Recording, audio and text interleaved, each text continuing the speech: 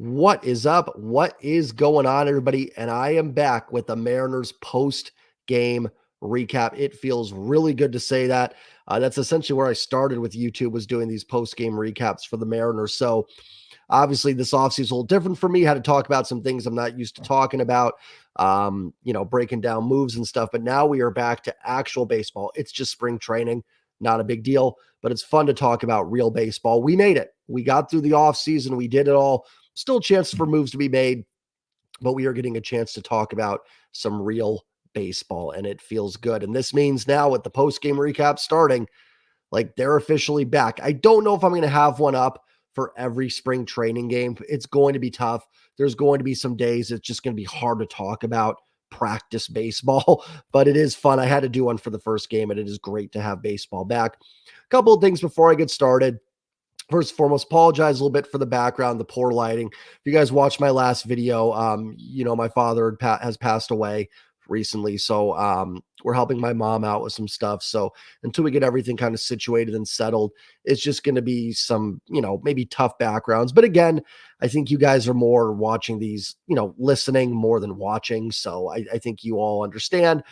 Do have my mic back and some of my technical stuff that I'm able to use to get in to do these videos. Also, as you can see in the banner down below, SeatGeek, if you need tickets to the game, maybe you want to go to the Mariners games when the season starts, maybe you're coming out to Arizona for spring training, maybe it's the Kraken, I don't know. But if you want to, go to SeatGeek, use promo code JS Trident for $20 off your first time purchase on SeatGeek.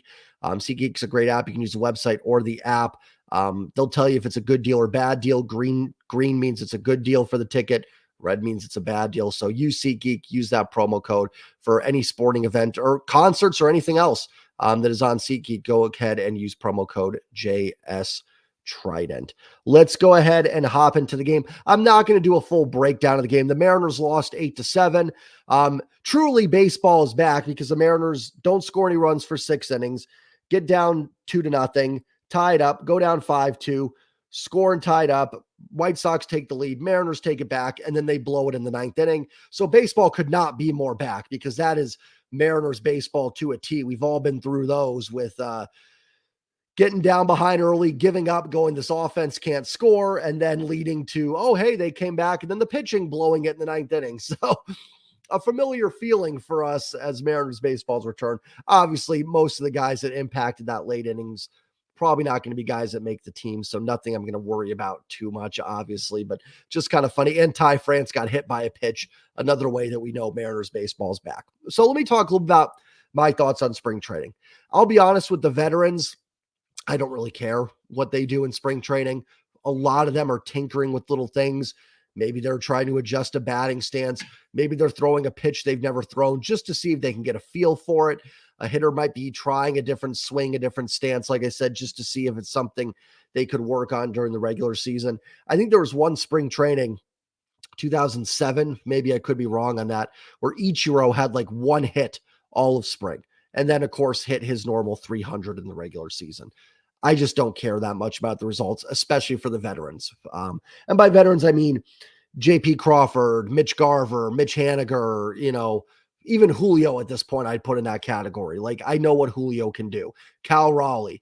I would throw Ty France into that, but I will say with Ty, spending the offseason with Driveline, losing some weight and stuff, I am curious how Ty does in the spring. That doesn't mean I'm going to be, if Ty hits 500 in spring, I'm shouting from the rafters that he's 100% back, but it would be nice to see someone like that have a good spring training.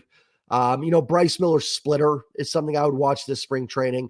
But as far as results go, we kind of know the main core, right, of who's going to make this team. The rest is just going to be guys fighting for roster spots. So I'll talk about some of the guys that stood out for me today and what it could mean for the team going forward.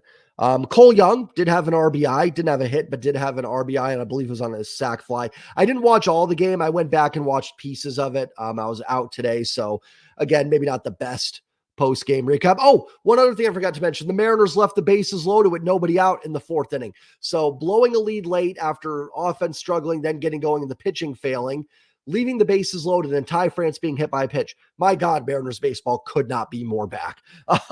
But Cole Young with an RBI on a sac fly. I mean, listen, not going to send Cole Young to the Hall of Fame for that. And Cole Young's not going to make this team out of spring training, but good for him. Good situational hitting, an important thing, an area where it seemed like the Mariners struggled a bit last year. So good to see for Cole Young, his first, professional RBI. So good to see there.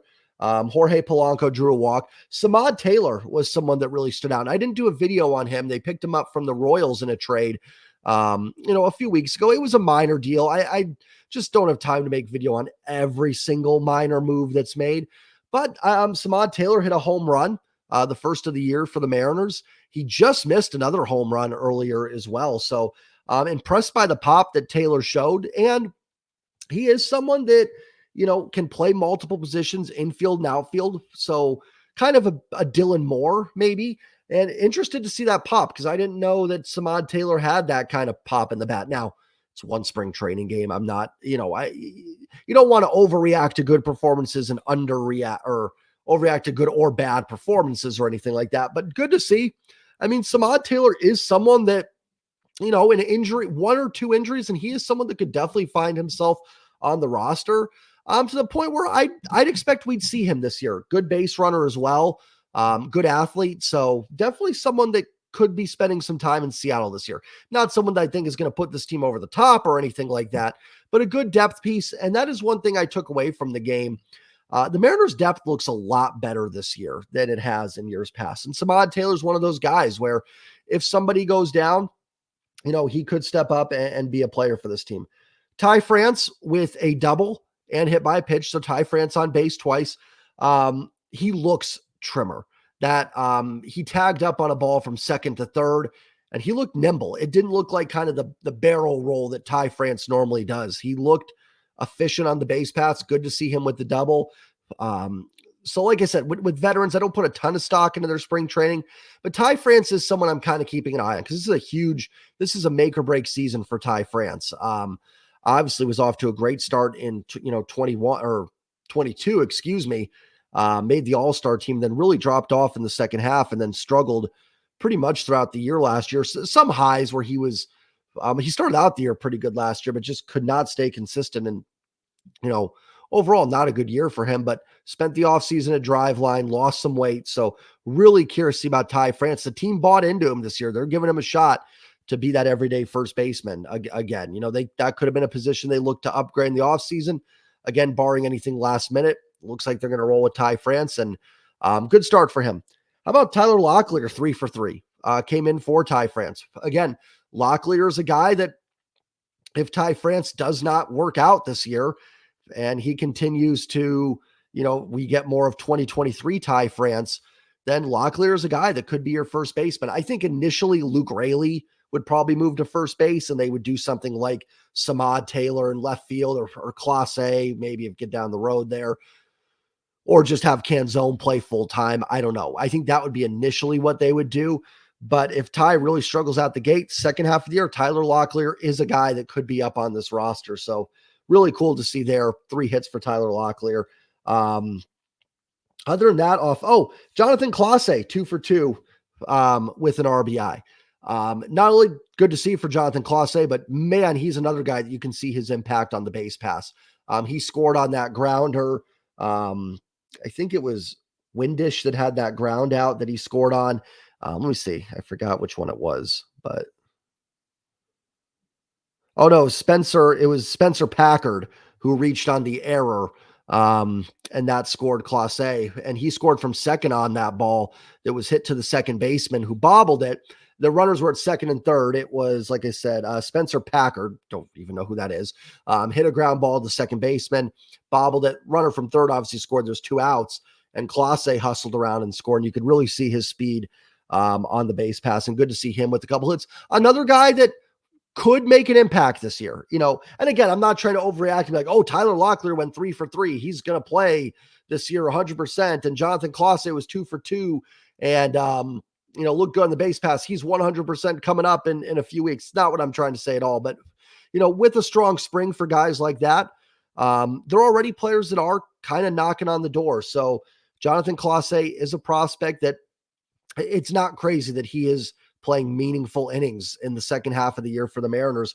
Same with Tyler Locklear. So those are a couple guys to keep an eye on. Obviously, Cole Young is super fun to see him up at spring training. We'll see Ford as well, and a couple others. But those guys are just, they're not going to make the team and probably not going to be on the roster at any point this season. I don't think Locklear and Clase are going to make the team, but they are guys that could contribute in 2024. So those are a couple names that I would definitely have my eye on this season as well. Casey Lawrence started the game for the Mariners, 2 innings, 1 hit, 2 strikeouts. Lawrence is a guy that's been around. He's been on the Mariners before, Toronto, I think Colorado. So he's bounced around quite a bit. I wouldn't be shocked if he ends up in Tacoma as a depth piece. Interesting to see if maybe they are trying to stretch him out, or it could have just been a reliever making a spot start, but not a spot start, but just a abbreviated, you know what I mean? But someone that could stick in the Tacoma, in the pile in Tacoma and be a guy that could contribute a little bit this year. Good to see Jackson Coar go an inning of work here for the Mariners. He came over in the Kellenic trade, 2 strikeouts.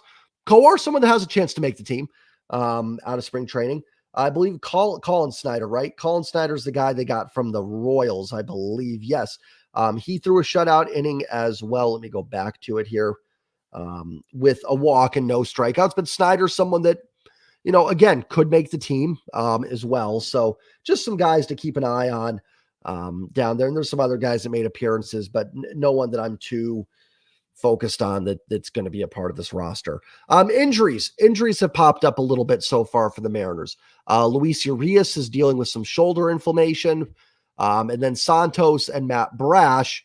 I'm not sure what the injuries were. Santos, it wasn't from his shoulder. I think it was something else, but they sounded optimistic that he'd be back fairly quickly for Gregory Santos and Matt Brash as well. But listen, when you're dealing with guys that throw a baseball, 100 miles an hour overhand, which is not your body's natural throwing motion, it's actually underhand. Even though we all toss things overhand nowadays, you always got to be cautious when guys like that are missing time for anything. So a little bit on nerves for that, because how many times have we seen things where it's like, oh yeah, just a week or two, it's just a little soreness, they'll be fine. A week or two turns into 3 weeks, then they got to do some rehab, and all of a sudden we're like, oh yeah, it'll be mid-May before they're back. I'm not predicting that, but definitely something to keep an eye on. Would like to see them make some appearances this spring, especially for Brash and Santos, because they absolutely need those guys, because without them, the bullpen is a lot thinner. And then you are relying on guys like Coar, Snyder to get outs in the 7th and 8th inning, and Trent Thornton. So absolutely imperative that Santos and Brash get healthy. Obviously, first and foremost, you want them healthy, but need them back on the roster. Urias, a little interesting with the shoulder injury, because the Mariners also signed Brian Anderson to a deal where, and if he makes the roster, he gets $2 million. So that's not nothing. Brian Anderson's been around a while. He's been on the Marlins. I think he was in Milwaukee for a little bit. I could just be getting that confused with the Marlins. Has had some decent seasons. It's been a while, like 2020, 2019 was about the last time Anderson was a productive player. I don't have the numbers in front of me right now. Not the craziest thing that Anderson could succeed in a platoon with Josh Rojas and give you some good at-bats. But, and I know some people aren't big on Luis Urias either, but I think it would be very nice to get him back healthy as well, because I don't really want Brian Anderson being the guy. And truthfully, right now, if Urias can't go, Anderson does probably make the team, unless something just goes wrong in spring training.